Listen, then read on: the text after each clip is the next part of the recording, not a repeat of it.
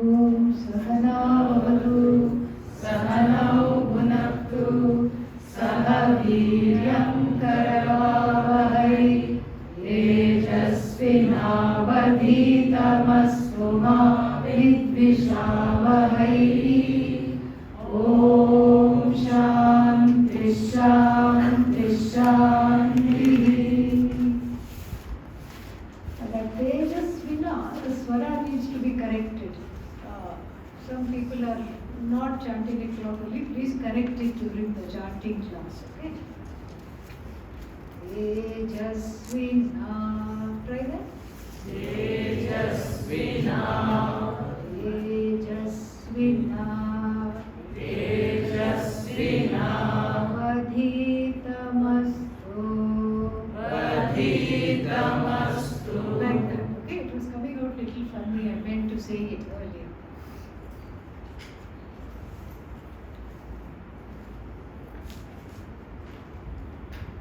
So, no conversation is had with Yama for those who are leading a dharmic life. But even they have to gain knowledge for the sake of being liberated from samsara. It is said in the next one. Punarapi jananam, punarapi maranam. Punarapi jananam, punarapi maranam. Punarapi janani jathare shayanam. Punarapi janani jathare shayanam. Iha samsare bahudustare. Iha samsare bahudustare. Kripaya pare pahi murare. Kripaya pare pahi murare. So, this is life. Business as usual without Vedanta. Punarapi jananam. What is jananam? Birth. Punaha api. Again and again, birth. And if you say what's wrong with that? We celebrate birthday with cake. So how can there be harm in birth? That's why it is said in the next line, Punarapi Maranam. What is Maranam? Death. Yes, death. Bye-bye. And so, in the Kathopanishad, which is taught by Lord of Death, who is that? Lord Yama. There he says, Mrityoho mrityumapnoti yaha nana iva pashyati. The one who sees many, as it were, in place of one. The ones who do that, what do they gain? They go from death to death. When you say birth to birth, it doesn't touch the heart. It doesn't make you wake up. It doesn't make you feel uncomfortable. Because birth means birthday, laddus, sweets, cakes, all these things we think of. It's a happy event. That's what we think. But then along with birth comes a brood of so many things. Along with birth comes aging, worries, disappointment, few happy events here and there, but then that all ends in death. If it was one time, somehow we manage, okay, I'll go through this once, but then again and again and again. Punarapi jananam, punarapi maranam. Punarapi janani jathare shayanam. Again sleeping in the womb of the mother. Which mother? So many mothers. Last life, who was the mother? Who knows? It could have been a dog who was the mother. Yeah. It could have been a cat who was the mother. And it could have been a monkey who was the mother. Who don't know? So many mothers, so little time, so many fathers, so many regrets, so many things not done properly, so much unfinished business. That is why Punarapi Jananam, Punarapi Maranam. That unfinished business is why it's like, it's like failing a class and coming back again and again and again. And there is a lot of shame in that. Because you don't want to stay back. and pretty soon all the people are going ahead of you and you are the only one there and staying back, being held back in the same class because failed. And so this is the story of human life. According to the author of the Bhajagovindam, or authors we should say, because we have many people. So the main reason for human birth is moksha. No other reason to have a human birth. It's a human body, mind, sense complex completely designed to seek moksha. You see, the setup is so perfect. One is born and then one strives to accomplish things. I want name, I want fame, I want to do this, I want to do that, and there is no satisfaction. No matter how much you do, you are sitting with a long face, but somebody else has done something more. Somebody always has done something more.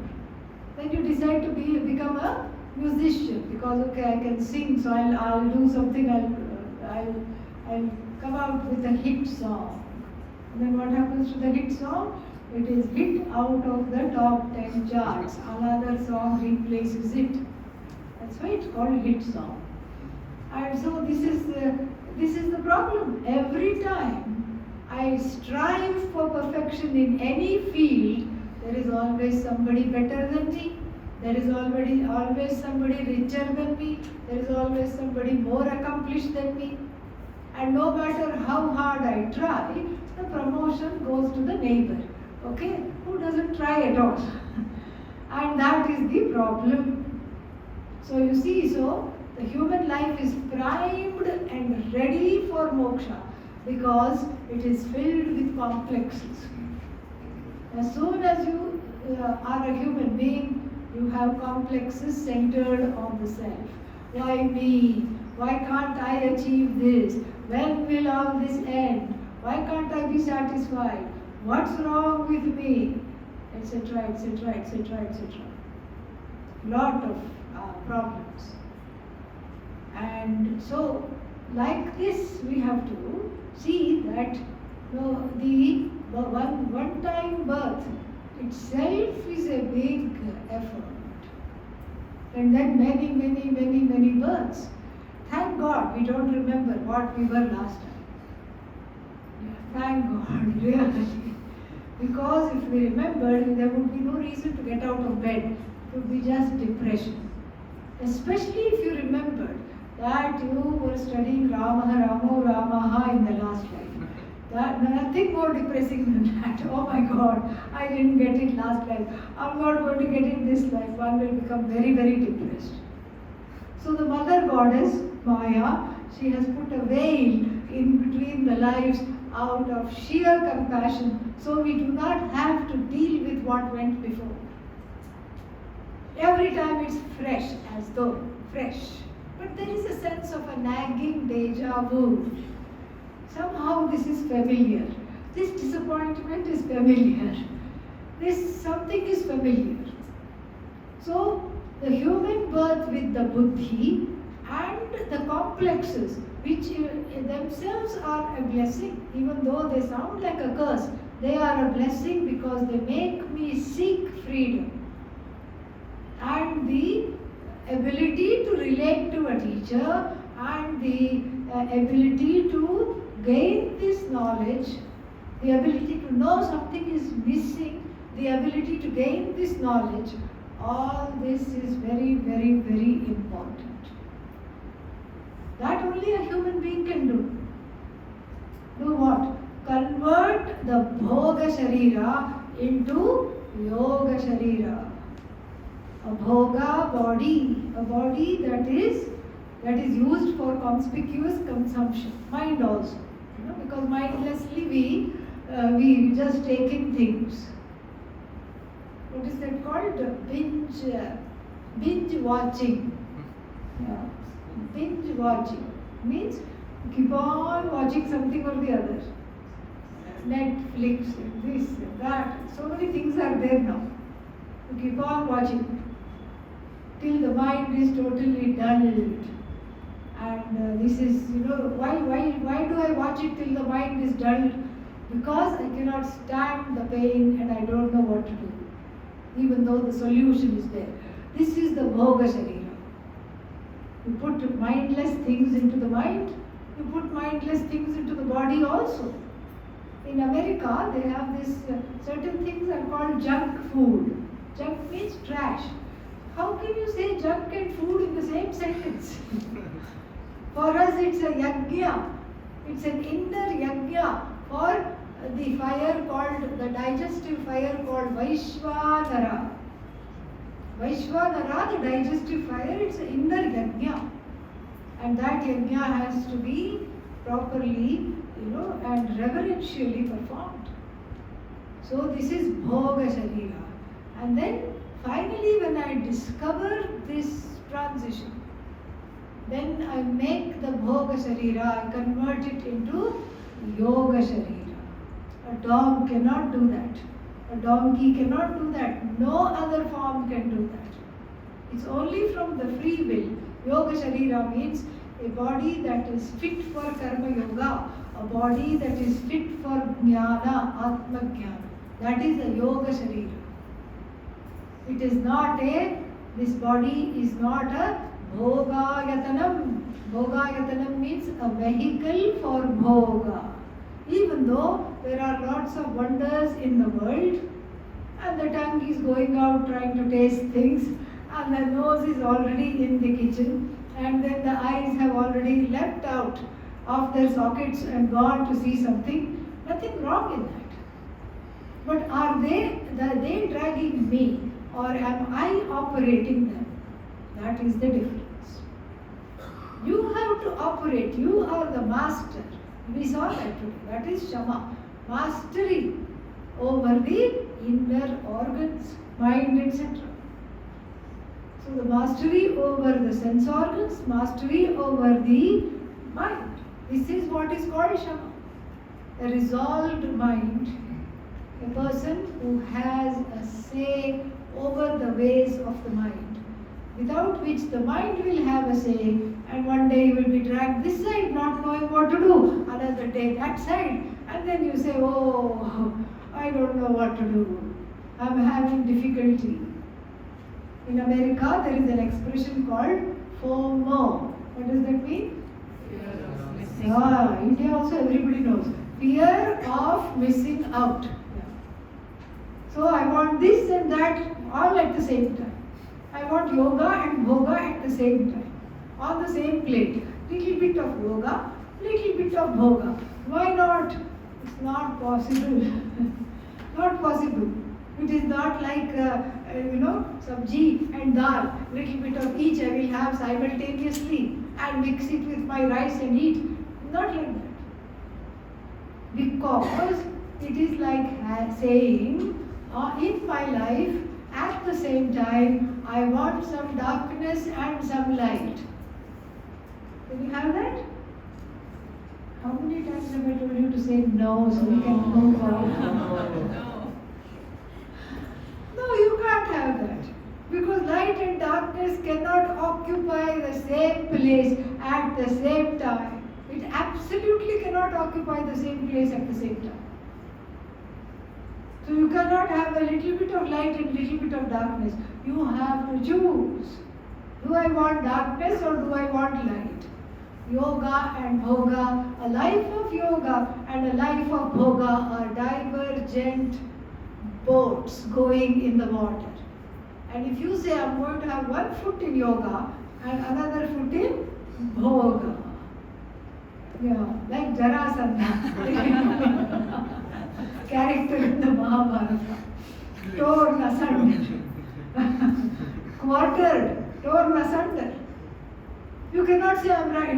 Maybe in the beginning the boats are going side by side for a little while. You say, oh, who said we cannot do this at the same time? I'm balancing, I'm grooving, I'm fine, I'm great. And then what? This goes this way, that goes that way. And then the person is either Jarasandha or the person falls in the water and then scrambles, 100 people have to help him, help her, and then comes to the boat. And then it is yoga boat. Ayyo, I came here, I should have gone to the other boat. And then what? Next time the boats come together, he catches hold of the other boat and then goes there. But then, what are they doing in the yoga boat? Here it is so noisy all the time, too much cacophony, too much noise. And there the sound of Om Shanti Shanti is coming. There they are singing bhajans, hear heavy metal music. I think I should go there. This is called, a mind that is under the grip of FOMO. You have to decide. Oh, but what if it is the wrong decision? Doesn't matter. Then you can always undecide. It's okay, theek hai. But you have to start somewhere. Oh, but I don't want to make a mistake. Okay, you don't want to make a mistake, but here you are making two mistakes. You are making many mistakes by not committing. Not committing. By not committing, one is ready to be committed to an asylum because it is crazy making. It is totally crazy making. So this is exactly why the human body is given.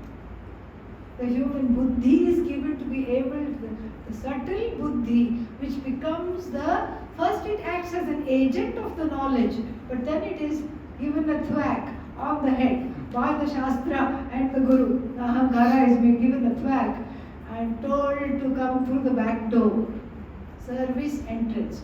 Through the back door it has to come, sit and be a place where the knowledge is gained rather than pretend to be the author of this knowledge or even the criticizer of this knowledge. No, it is just a place where this knowledge is gained. So the mind has to have some shanti, tranquility, and it has to just completely be with this. And only the human being can command shanti at will. Which other form can command shanti at will? You tell a dog, Om Shanti, Shanti, Shanti, sit down quietly. Is it going to oblige? No. It's going to meet a friend there and it's going to bark, or it's going to meet a predator and it's going to bark some more or growl, roll in the mud, all kinds of things it will do. Only the human upadhi means this form. Only the human upadhi is fit for this knowledge. And in the dialogue between the two sages, Gargi and Yajnavalkya, this is what is said. This is how the dialogue takes place.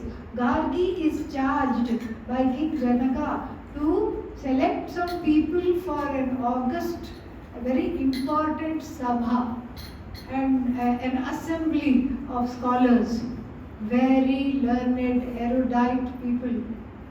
And so Gargi is examining, giving a test and a quiz to everybody. So in Yajnavalkya she meets her match. So she asks him a lot of questions, and then one question she asks sounds just like the Tattva Bodha. Kripanaha kaha, she asks. Everything starts like that in the Tattva Bodha. Kripanaha kaha. Kripanaha means what? Who is the stingiest person? Kanjus means stingy in Hindi. Who is the stingiest person? We have an expression. What is that? Kanjus? Pakhi juice means a fly fell into this fellow's tea. Okay? People would have had vairagya for that tea immediately. For the entire tea, they would have had vairagya they would have had. This fellow not only drinks the tea, and then he just, a few drops of tea that might be stuck on the wings of the fly, he sucks it off. That stingy he is. Okay, disgusting. But somebody came up with this expression. And so, this is the stingy fellow. Kaha Kripanaha. Who is the stingiest person of all? Gargi asks. A very strange question when, the previous question was all about highfalutin philosophy, how many elements are there and how, what is in charge of all the elements, how many Ishwaras are there, what do you think is Ishvara, these kinds of questions. Suddenly, who is the stingiest of them all? Very mundane question. And then, Yajnavalkya says, Yaha Atmanam Abhiditva Asman Lokat Praiti Bhogargi Saha Kripanaha. He has a very unusual question. One answer. One would think that he would say the one who does not give dana, charity, or the one who is not compassionate, or the one who hoards his money is Kripana. No. He gives a completely off the cuff, completely different answer. He says, O Gargi, O revered Gargi, the one who departs this world without having known the Atma, the self, is the stingiest person on the planet. Why? What is the connection between not knowing the Atma and being stingy? Well, according to Yagyavalkya, that person is hoarding the brain cells, the brain power. The buddhi is not being used at all. Saha Kripana. The person is not using the buddhi. If you don't use it, you lose it. That's what happens.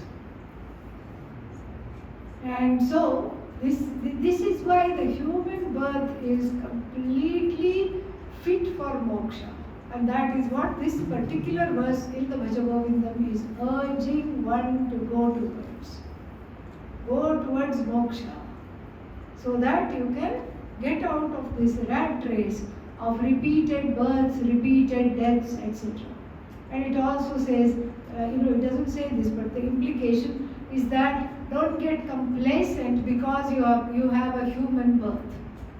Why? Because people think, if I am born as a human being, next life I cannot become an animal. Not true. Not true at all. Next life one can become an animal. Easily.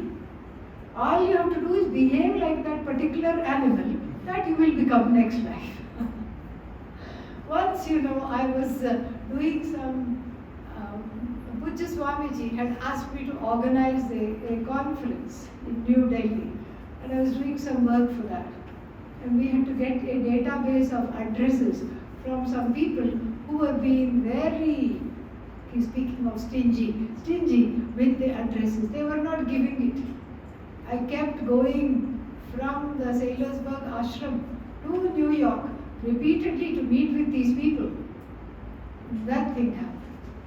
Then I came to India and I met Swamiji, and then I had audience with him. I said, I'm having a lot of trouble getting these addresses from these people. And then I had a question, it just came out. I said, Swamiji, why is it that some of these people are so territorial? I asked him. And he thought, and he thought, and he thought. I thought he was going to give a very big, deep answer. It was deep, but it was not in the way I thought it would be deep. He said, well, there are two possibilities. One, they were dogs in their previous life. And that territoriality has come, Anvaya has happened, it has, Anupritti has happened, so the territoriality has come along in this new life. The previous life Vasana is still there. Or, he said, they are getting ready to be dogs in the next life. And they are practicing. I just burst out laughing. And then I didn't even mind that they were being so annoying, because when this light was shown on it, I said, okay, all I can do is be compassionate, because this is, they are very dogged in their ways, and I just have to be compassionate. That's what I told myself. It was just a very revealing moment. And so this is a chance one has got. Who knows what the previous life was? We have no clue and we have no say. Who knows what is the next life going to be? We have no clue and we have some say. How to prevent the next life from being an animal life? Study Vedanta. Because then Bhagavan will be forced to give you a body. This is the only body which can study Vedanta. It's not kabhi kabhi. कभी कभी मेरे दिल में वेदांत का ख्याल आता है. Should not be the case. It was an old song like that. So that should not be the case. Committed exposure, a commitment and a genuine desire to study must be there. Otherwise it doesn't happen. And so here, how to cut the cords of this punarapi jananam, punarapi maranam, punarapi janani jathare shayanam. And then it is a lament. Iha samsare bahudustare. And then so you can say Kripaya Pahe, out of your mercy, O Murari. Janhavi's favorite name. O Murari, why don't you protect me? Protect me. Pahi Murare. It's a vocative case, Murare, like Hare. And so this is the verse that is urging one to give up one's ways of, say, putting it off until the next life, putting it off until later. There is nothing to put off. It's now. And Adi Shankara also says it in the Aitareya Upanishad Bhashya. Yat aharam vrajet, tad aharam eva pravrajet. Whichever day you feel like giving up, don't say, I will wait for tomorrow, let me sleep on it. Why? Tomorrow never comes. Never comes. And so it is now and now. That's what it is. Because it will never come. Something or the other will come in the way and make one weak. That is the idea. Then, Iha samsare bahudustare, very difficult to cross is this samsara. So you are praying to Bhagavan here. Mura, destroyer of 5 heads, Mura, destroyer of Mura, destroy all my 5 heads also, which are having FOMO and which are refusing to commit. That is the idea. Okay, verse 23. Verse 23. Kastvam koham kuta ayatah. Kasvam koham kuta ayatah. Kame janani ko me tatah.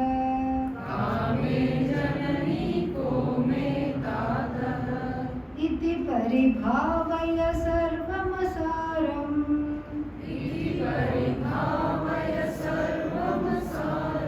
विश्वं त्यक्त्वा स्वप्नविचारम्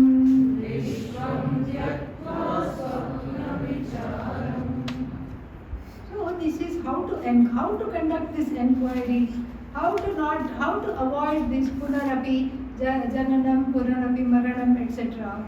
Ask these following questions. Kahatvam, who are you? Ask anybody who is around you. Who are you? Okay? And then, Koham, who am I? Ask the next question. Who are you? First you ask. And then, who am I? You ask.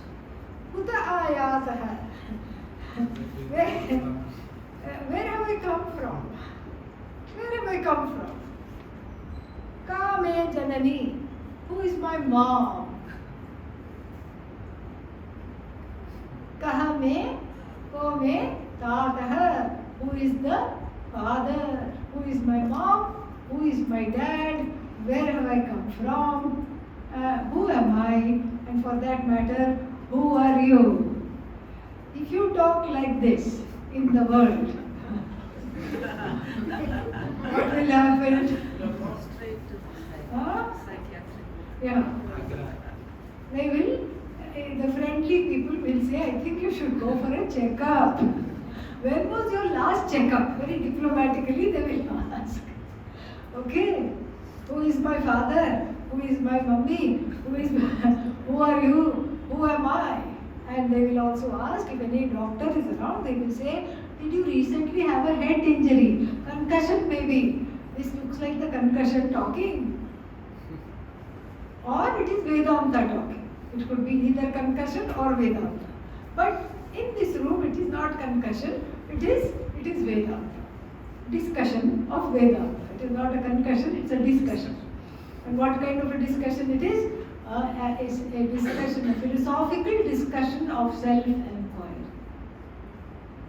The answer is not, of course I know my mother's name, of course I know my father's name, of course I know my brother's name, sister's name, I know your name, I know my name. That's not the idea. Go beneath the obvious.